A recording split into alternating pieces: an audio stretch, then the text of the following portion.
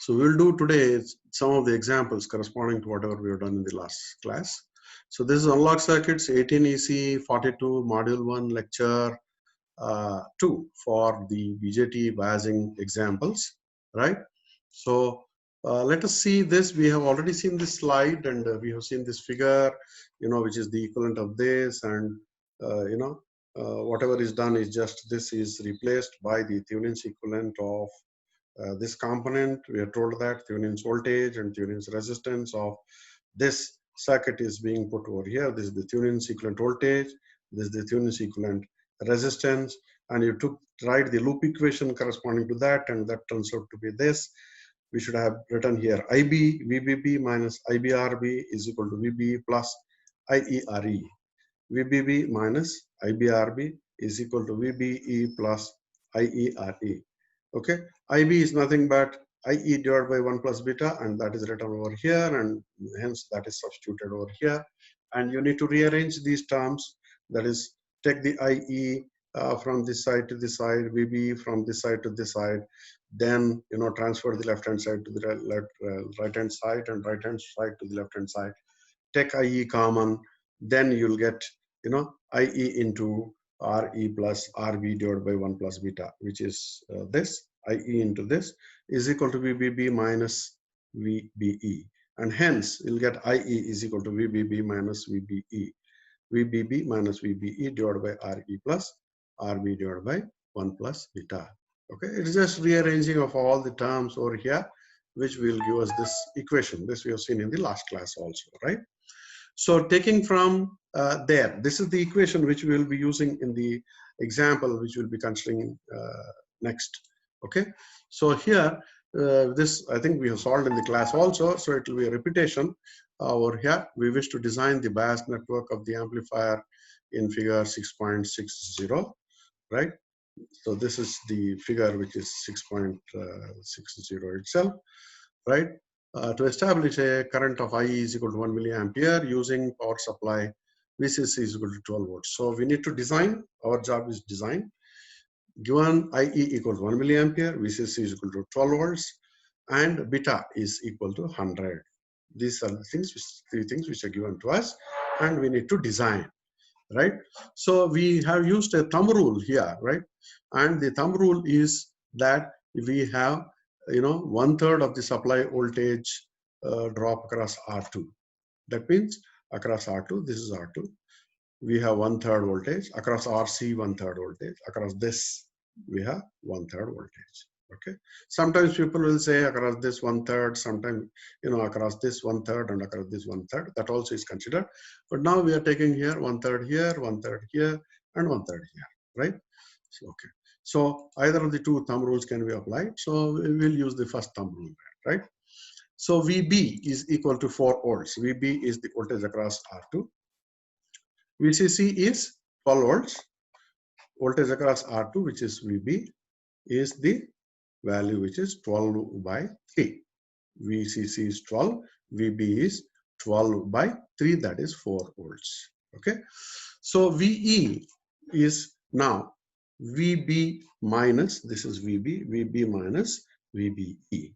VB minus VBE is VE. This is VE, that is voltage across RE is VE, and this voltage is nothing but VB minus VBE, right?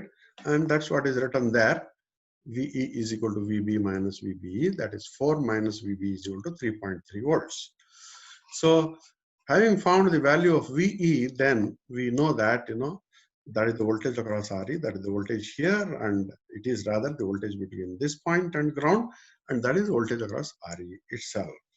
So we can find the value of RE now. IE, we are given with IE. We are given with IE here 1 millivolt, and we have calculated the value of V as 3.3. So RE is just V by IE is equal to 3.3 by 1. That is equal to 3.3 kilo ohms. 3.3 kilo ohms. So again, we consider here a voltage, divider current. That is current flowing through the voltage divider. This is the voltage divider, right? Current flowing through the R1 and R2, neglecting the current which is flowing through IB. Okay. current flowing through R1 and R2, neglecting the current which is flowing through the base, right, can be considered over here as 0.1 times of IE, 0.1 times of only 10% of IE, right? IE is 1 milliampere, 0.1 into 1 will be 0.1 milliampere. So this is again a thumb rule, okay? This need not be like this, but if we consider this, what happens is what we are taking over here. So this is 0.1 IE, thumb rule, similar to the thumb rule which we have applied over here for the division of voltages. We have the thumb rule for the current flowing through the voltage divider circuit, and that turns out to be 0.1 milliampere. So the R1 and R2, R1 plus R2 will be naturally, if you look back over here, right, voltage across this is VCC, VCC divided by the current flowing through this, that is 0.1 of IE, is equal to R1 plus R2. Okay, R1 plus R2 is equal to 12 by 0.1, right, is equal to 120 kilo ohms. This is 12 and this is 0.1 milliampere. So milliampere will turn out to be, if it goes to the numerator, it will become kilo ohms. So we'll have 120 kilo ohms, right? So you are with me, I think you are able to listen to me, I hope. Okay.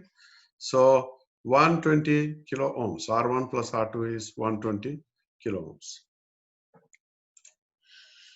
So the we know very well that the VB is equal to R2 divided by R1 plus R2 into VCC. This is VB, R2 divided by R1 plus R2. We can go back. The VB is the voltage across R2, and the potential divider network just says that VCC, divided by the R1 and R2, that is the current. VCC divided by R1 plus R2, that is the current, multiplied by R2 will give us the value of the voltage, which is VB, which is 4 volts. And that's what is written there. R2 divided by R1 plus R2 into VCC is equal to 4 volts. And hence, R1 plus R2, we have found it to be 120 kilo ohms. And you take it on this side, so it will become 480. And VCC, you take it on this side, 480 by the value 12. 480 divided by the value 12 will give us the R2 value to be equal to 40 kilo ohms. 40 kilo ohms. And if R2 is equal to 40 kilo ohms, then R1 plus R2, which is 120 kilo ohm, will give us R1 equal to 120 minus R2, and that is 120 minus 40. 120 minus 40 will be 80, right? So thus we can find R2 and R1. We can find R2 and R1. So again, I'll repeat here. We have R2 divided by R1 plus R2, and R1 plus R2 is 120 kilo ohms from the earlier page.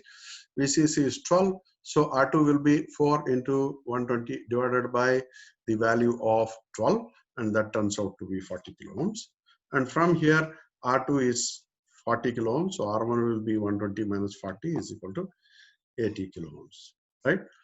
So this is the value which we'll get over here. Now, really speaking, IE, we have assumed that it is equal to 1 milliampere, but it's not the exact value. It is just the approximate value, right?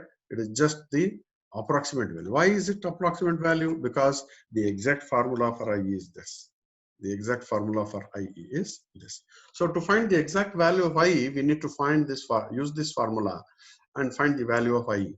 So VBB is 4, VBE are, whatever, VB, both are same, 4 minus 0.7 divided by RE.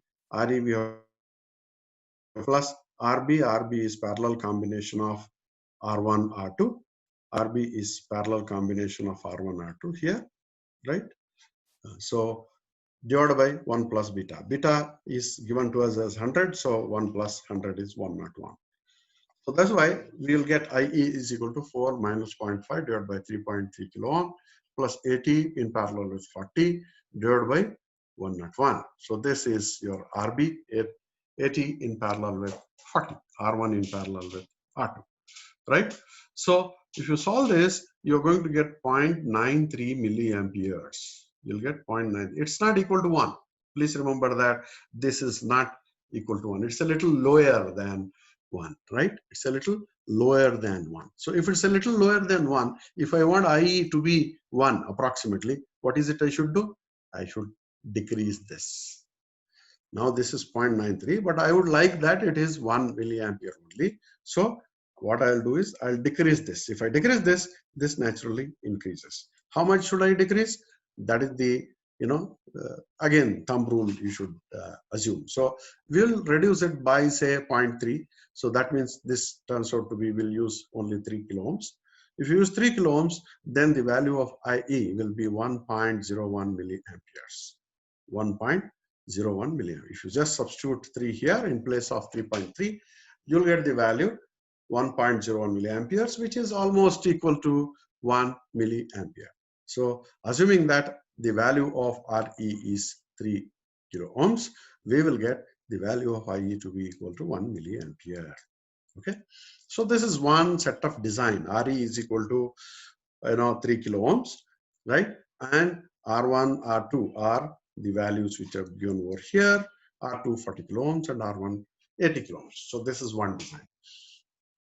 We can have another design over here, and that design is something like this. So here, earlier what we have taken here that the value of the current flowing through the voltage divider circuit is 0.1 IE, which is much lesser than IE. So we will assume here, little higher value of the current which is flowing through the divider network and then the earlier one. So in that case, so assuming that, it is IE itself, okay? We will consider that it is IE itself. We will consider in place of 0.1 IE. Let us consider that we have IE current only flowing through the potential divider network, right? So IE is, now the IE is 10 times more than the value of 0.1 IE, right? So naturally, the value of the resistors, if you try to calculate, will become 10 times less because current and the resistance are inversely proportional to each other. Current and resistance are inversely proportional to each other. So when IE was 0.1, the value of the potential divider current is equal to 0.1 IE, then R2 and R1 were 40 and 80. So now that the potential divider current is becoming equal to IE itself, which is 10 times of 0.1 IE, the resistors will be 10 times less. So that means R1 will be 8 kilo ohms and R2 will be 4 kilo ohms. So you can calculate it. Again, go on the same lines, find out the value. So here it will be R1 plus R2 is equal to 12 by 1, and that will become 12 kilo ohms, right? R1 plus R2 is equal to 12 by 1 is equal to 12 kilo ohms. Once this is 12 kilo ohms, then again you try to find out this. R2 divided by R1 plus R2, VCC is equal to 4 volts. So VCC is 12, R1 plus R2 is 12. 12 cancels. So we'll be left with R2 is equal to 4. But because we have taken R1, R2 as kilo ohms, R2 here also will be 4 kilo ohms. So if R2 is 4 kilo ohms, and again, we can go back to the earlier expression, which is there over here. That is R2 is 4 kilo ohms. R1 will be 12. Now, this is 12, right? 12 minus 4, that will be 8 kilo ohms. So thus, we'll get these values. We'll get these values. So once we get these values, right, then again, we can try to use the same formula, whatever we have applied here. Same formula means formula is here, right? Formula is here. IE is equal to VBB minus VB divided by RE plus RB plus 1 plus beta. So now this is 4 minus 0.7. RE is, same value which we are considering earlier, that is 3.3, much earlier, not 3 kilo ohms over here, but 3.3. And the value of the RB now is parallel combination of 8 and 4 kilo ohms. 8 and 4 kilo ohms parallel. Here it was 80 and 40 kilo ohms. Now we need to take 8 and 4 kilo ohms divided by 101, and hence that will turn out to be 0.027, and we'll get 0.99, and that is almost equal to 1 milliampere. So 3.3 is all right. 3.3 kilo ohm value for RE is all right.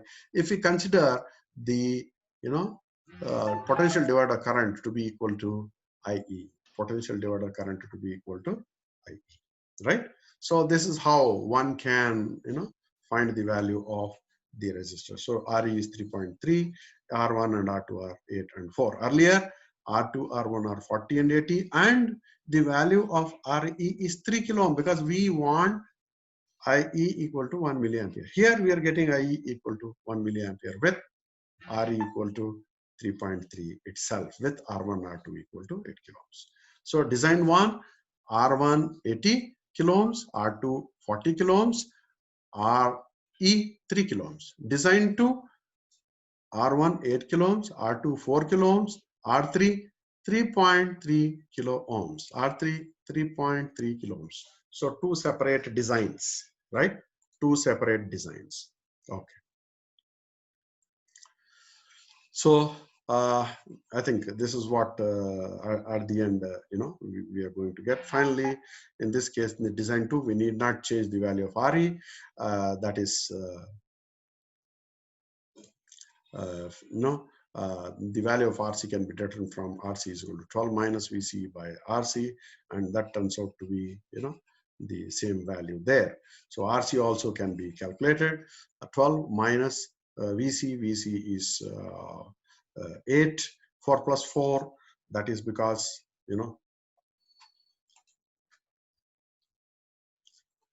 VC is this voltage, right? This is 4, this is 4, 4 plus 4 is 8. Or this voltage is, 12 minus voltage across this is 4, 12 minus 4 is 8. You can consider like this or like that. So if this is 4 plus 4, 8, 4 plus 4, 8, and hence you'll get here as, 12 minus 8 by 1 milliamperes. IC and IE are almost same, right? So we'll get it as 4 kilo ohms, 4 kilo ohms. So that's how we can solve the example. I think we are running out of time. We still have 8 minutes. If you have any doubts, you can ask. We have a design over here.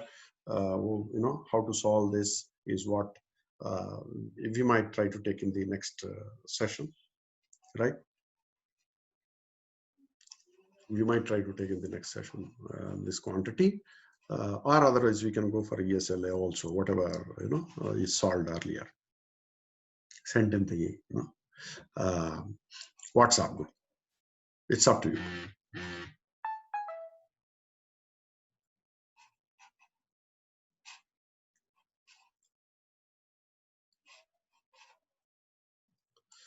You are with me? You're able to catch, whatever is discussed?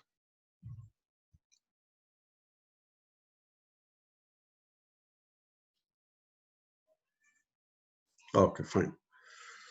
So if we try to do this here, design 1 in the example 6.02,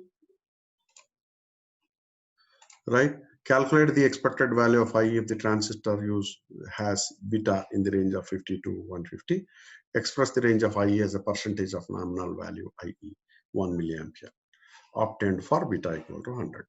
So for this, what do we need to use is design 1. Design 1 is R1 equal to, in the, what you call, design 1 is R1 equal to 80, R2 equal to 40, RE equal to, where is that, 3 kilo ohms. RE is equal to 3 kilo ohms. For this design, right, the formula to be used is over here, right? The formula to be used is here. And what is the value of, IE for beta equal to 50 now, and beta equal to 150. Two different values of beta. Beta equal to 50, beta equal to 150 with same RE and RB. RB means R1, R2 parallel. Use this formula. So I hope I have told you to take a pen and a paper, right? Take a pen and a paper. VBB is 4 volts minus 0.7 divided by RE is 3 kilo ohms plus RB is 40 into 80. 40 in parallel with 80.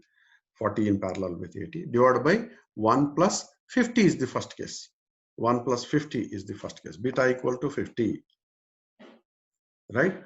So if you do that, you'll get the value which might be, I think you'll get it as this 0.94 milliampere. Just check whether you are getting that solution. Those of you who have taken, the what you call pen and paper and calculator, for them it is. But however, we'll make it compulsory that you solve this and submit it on to your submit it on to your Google Classroom, right? So I have told you the formula. Similarly, change beta to 150. Change beta to 150. Then you should be able to get this 1.04 milliamperes, right? 1.04 milliamperes. Okay. So now that you have written this, then this minus this 1.04 minus 0.94 divided by 1. So this minus this will give me 0.1 divided by 1, which is IE, milliampere. This is the difference is also in milliamperes. This minus this will give me 0.1 milliampere divided by 1 milliampere into 100, right? That will give 10% range. That will give 10% range. Okay, this minus this divided by this is equal to 10%. Okay, if you've taken a pen and a paper, you can just calculate and tell me that, right? So now, in the same way for the design 2, right? For the design 2, what you need to do is design 2, what are the values? Design 2, the values are basically what we have is R1 8 kilo ohms, R2 4 kilo ohms, and RE equal to 3.3 kilo ohms. 8, 4, and 3.3. There it was 80, 40, and 3 kilo ohms. Not this. It is this. Okay, because we want IE equal to 1 milliampere. Okay. So with these three values, again, with beta equal to 50 and 150, you need to find the values of the IE, right? One with beta equal to 50, for that we should get this value. Another with beta equal to 150, you should get this value. Again, this minus this divided by this into 100 should give you this value. Okay, so that becomes an assignment for you. All of you should submit that assignment, solve it and submit it. Okay, I'll be going to put in the Google Classroom the assignment and might be put a deadline. The deadline will be very short, so keep the solution ready and take the PDF of that so that as soon as I put the deadline, it should be uploaded. Okay, so that you can solve.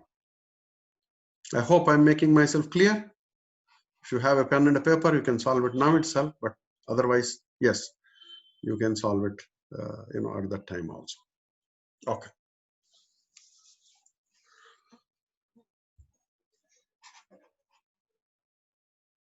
So we are left with just 2 minutes 38 seconds. So I think I'll stop the recording. It might be a huge recording.